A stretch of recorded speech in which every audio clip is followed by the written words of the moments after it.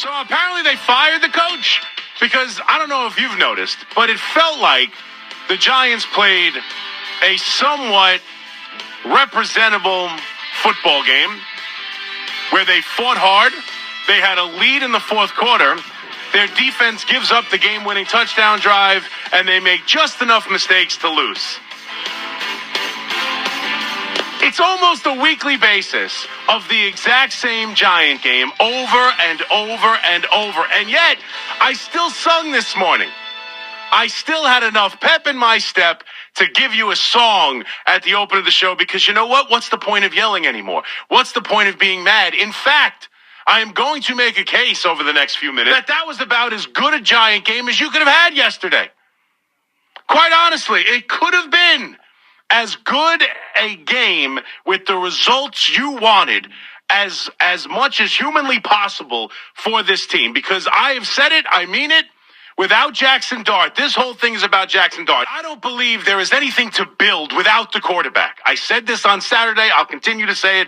Jackson Dart is the future of the New York Giants. And if he's not playing, I don't believe in building anything. We all know most likely, even though I was open to it, Mike Kafka's not going to be the head coach of this team moving forward. This defense and Shane Bowen, who clearly needs to go, right? He clearly needs to go, but what's the difference at this point? What is firing Shane Bowen going to do? Like, what, you think you're turning your season around at 2-9? Without him, and Jameis Winston played great, and there was a lot of, again, but without the quarterback, what does it matter? When I see Jackson Dart out there, I want Jackson Dart to play well. When I see Jackson Dart out there, I believe there is something about building a winning culture behind your quarterback, that he needs to go out there and be successful, that he needs to work with this team and instill belief that he is the leader of the team. I believe there is something to gain by having a good performance and a winning performance with your future quarterback. With Jameis Winston, with this bunch, with a guy who's not going to be the head coach, with a GM who day to day continues to show why he shouldn't be the general manager anymore. And we got that on full display. So you got on full display, and we'll get into all the different reasons why, but you got on full display why this GM, who picked a cornerback in the first round who cannot play, who picked a wide receiver in the third round, who literally gives up on routes with the game on the line and answered every question about whether or not that had to be about Brian Dable or not. He absolutely stinks. Banks stinks. Everything about this GM has been a failure as much as anybody else in that building. You've got a coach who's not going to be the coach, a GM who shouldn't be the GM, a defensive coordinator who shouldn't be the defensive coordinator, and you're playing without your star quarterback. You know what? Giants are now in position to have the second pick in the draft, and that's the best case scenario, losing a game where they showed you just enough to keep you involved. They made just enough good decisions roster-wise, right? Because finally they IR Evan Neal. See ya. They decide to sit Banks at points of this game. They bring back Hodgins with, you want to talk about all the different reasons why this GM, and let's start there because I know you don't want to hear about the tanking. And to me, once the quarterback is back, I'll change my tune. But with this game, I'm sorry. Best case scenario. We saw that I was annoyed for 5 minutes because they found another way to lose in the exact same manner that they have lost countless games this season. But once I got past it into 5 minutes later, I realized, you know what? They made the right decision starting Jameis Winston. They made the right decision finally moving on from Evan Neal. They brought back Hodgins, which they should have done forever ago. They played a representative game. They were up in the fourth quarter against the team that had Super Bowl aspirations, who's on practically life support at 5-3-1, now 6-3-1, with all the rumors about their coach being fired, and they're right there toe-to-toe with them with a lead in the fourth quarter.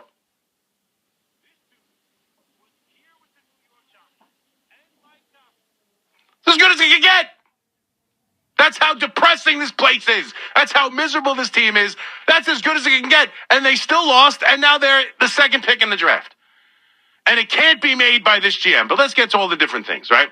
First of all, Hodgins. This dude was here with the New York Giants and Mike Kafka back in 22. He was their best receiver down the stretch of the season and had a very good Minnesota playoff game. He's been wasting away wasting away in Pittsburgh, doing nothing on the practice squad. They've gone talent. We have not seen Neighbors for how long? How many weeks have we been talking about this lousy wide receiving group? Lousy. Hyatt can't play. The offense is terrible. The wide receiving group is terrible. And this guy's wasting away. The minute Kafka takes over, he brings him in. He's their leading receiver today. He's the best wide receiver on the field for the Giants. Why did it take Mike Kafka to be the head coach before that decision was made? Where is this general manager? This general manager who has no idea what he's doing with the kicker, has no idea what he's doing with first-round picks, has no idea what he's doing with the wide receiver group. Where was this guy all year? It's amazing to me. And I know I wasn't screaming about it necessarily, but it's not my job to scream about everything. But we have heard it. We have seen it. We know it works with this. We know he works inside the offense. He comes in 2 seconds, and he's the best wide receiver on the field. And so you got Hodgins, then you got Banks, and I'm sorry. We all know it. And you know how you know the player is bad? Again, they traded up to get this guy in the first round. He is finally, after really the Denver game, even the Chicago game, down the stretch, he doesn't get his head around. He doesn't play the ball right. He's just lost out there. He looks awful. Yesterday, again, looked awful again. No interest in tackling, right? We saw that in the 49er game. No interest in tackling. All that was still there. But on the touchdown to Watson, right in the middle of the field, he played it as well as you could. And he still can't. That ball gets knocked away by every other cornerback in the NFL. How do you allow him to make that catch? He is awful. This is an indictment on the GM. It's an indictment on everything that's wrong with the New York Giants. It is just out and out a disaster every week in the same fashion. And so we got the idea that this GM couldn't bring in a wide receiver. He has no idea what he's doing with the cornerbacks. They're playing practice squad guys intentionally. Intentionally. It's not necessarily due to injuries. Banks is fine. In the second half, they are playing practice squad cornerbacks and safeties on purpose because they're the better options. And you're going to tell me it's about Brian Daboll? Brian Daboll gave you this exact game. This is exactly the same. And I'm not trying to tell you Mike Kafka is a great coach or that that's the, or it's some sort of indictment on him or even with a great head coach, this is what it looks like. I get it. But this is the same game that you got with Brian Daboll. A competitive game, a first half where the offense, opening drive, where the scripted first offense, you could tell Mike Kafka is good at that. Opening drive, scripted game plan, whoop, right down the field, touchdown. How many games have they had an opening touchdown drive? And you know they're going to lose. You want to make some money? Wait until the Giants score the first touchdown of the game and then bet against them. Because it happens week in and week out. Once the defense is allowed to make some adjustments, it's not the same. And I know they're playing with Jameis Winston. And Jameis Winston was absolutely the right choice to play in this game. But, you got first-round picks who are being IR'd, first-round picks who can't play in the defensive backfield. You've got a wide receiver, third-round pick. He doesn't run the route on the final play of the game. Now, you could argue, and I heard Lori make the case, I even think Schoen made the case, that he should not be the number one option on an opportunity to win the football game in the end zone. I get that. No one expects him not to run the route. This is what we're dealing with. This is what Giant fans are dealing with. We are dealing with a horrible roster laden with terrible picks from this GM. And as we start to turn to what will really matter, because as I told you, did yesterday really matter? Does 2-9 matter from 3-8? Does it really matter? It does not. And I would make the case, and I just did before, that for me, this was a positive outcome for the New York Giants. It makes the GM look worse. They gave you just enough to be interested in the game against a good quality team in the Packers, but they ended up losing. And even firing, what are you going to do firing the defensive coordinator? Honestly, is Shane Bowen awful? He's awful. And right now, my concern is, and he's going to be something we talk about throughout the show here, Abdul Carter, who had a miserable game. Abdul Carter, who was, you heard Tiki talk about it in the postgame show. You heard Carl Banks talk about it in the postgame show. He was biting on the inside option read and play fakes all day. He is out there hunting sacks. Plain and simple. It's been 10 weeks, 11 weeks. He doesn't have a sack yet, and that's what's on his mind. Not his assignment, not making sure he does what's best for the defense. He's out there to try and get that 0 off the board so that he doesn't have to be considered a bust or in the ire of the fans. Like, this defense is coached so poorly, it's obvious. But what's the difference? Where are they going to go? Who are they going to promote? Is it going to make a difference at 2-9? Like, do it. Fine. Okay, do it. Who cares? Like, all I care about is Jackson Dart. That's all I care about. The story before the game is more significant about the future of this team than the game. Whether it be the leak, whether it be Glazer telling us who the head coaches might be, and we'll get to it, and the names don't inspire me. I'm not all that excited about who's going to be the next head coach of the New York Giants. It's just, how many times? Third and long, this defense continues to give up big plays. They give up a touchdown pass to Willis. Like, it doesn't even matter. It is so bad. It is just so bad that at some point, like, to me, this is it. If ownership doesn't realize that this roster is the problem and it's not the scapegoated coach, right? Brian Dable needed to go, right? We all got to that point, even me.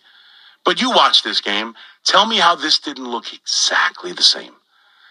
This is exactly the same. The offense plays hard. They get an opening drive touchdown. They give you just enough to feel inspired, but there really are no weapons. I thought the offensive line, you want to talk about another shining example of why I do feel better about this game while having lost? How well did this offensive line play? How hard was Singletary and Tracy running in this game? With the wind, obviously, we saw all the missed kicks throughout the league in the East Coast this week. But the offensive line played as good a game as it has played in forever. They ran the football. They kind of exerted their will at one point over this Packers team. They were down the field consistently. Pushes at the end, never giving up. Pushes at the end of drive. When was the last time you saw a quarterback sneak go for 10 yards? I thought the offensive line played its best game that we have seen them play in forever. They were out there with a determined nature to run the football, knowing their quarterback wasn't playing, knowing the wind, knowing the wide receiver group. They went out there and Breeze was talking about a pregame how they were going to try and run the football, and they did a good job of it. They controlled the game. They won the time of possession game. It's 2 turnovers. Other than that, the Giants played a really crisp, sound game for a lot of it, but they are not good enough. The team isn't good enough. The roster isn't good enough. The defense isn't good enough. The defensive backfield is a joke. The wide receiver group is a joke. They bring in a guy off the Pittsburgh Steelers practice squad who was with them a handful of years ago. They bring him back, and immediately he's the best wide receiver on the team. That is an indictment of this general manager. The kicker, the wide receiver group, the defensive backfield, the whiff picks, like, it goes on and on and on. And the Giants are going to sit here and tell us that he's going to lead the coach search? It doesn't make any sense. It just continues to baffle me. So when I look at this game, I see a lot of positives. I got to be honest with you. I see a lot of positives. They did everything I'd want them to do. They set themselves up for the better pick by losing. The wide receiver group showed that Hyatt can't play, which is an indictment on this GM. Hodgins comes in, is immediately their best wide receiver, an indictment on this GM. They, earlier in the game, jettisoned Evan Neal, an indictment on this GM. Banks is unable and incapable of making a play on the ball as a first-round pick, an indictment on this GM. The offensive line played well. They did everything but win the game. And hopefully it sounds like Jackson Dart's going to be back next week. And then you can go about really concerning yourself about how this offense look and how this team looks with their future quarterback. Could this game, at the very least, show us, and more importantly, show this ownership group that there is no way you can keep this general manager? It's going to make the next head coaching search more difficult. And he doesn't deserve it, plain and simple. I don't care what he does behind the scenes. I don't care how impressed they are that he actually uses computers where Dave Gettleman was out there just throwing grass up in the air to see which way the wind blows. Like, I get it. But my God, could there be any more of a clear indication that this roster isn't good enough, that this team isn't good enough, that his ability to pick first-round picks, where he's been given a plethora of them over the last handful of years, isn't good enough, and I'm not going to trust him with what right now is the second overall pick?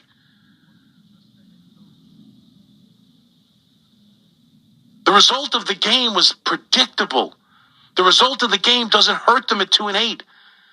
A lot of the things were actually somewhat positive and at least confirmed a lot of the things we need everyone to see.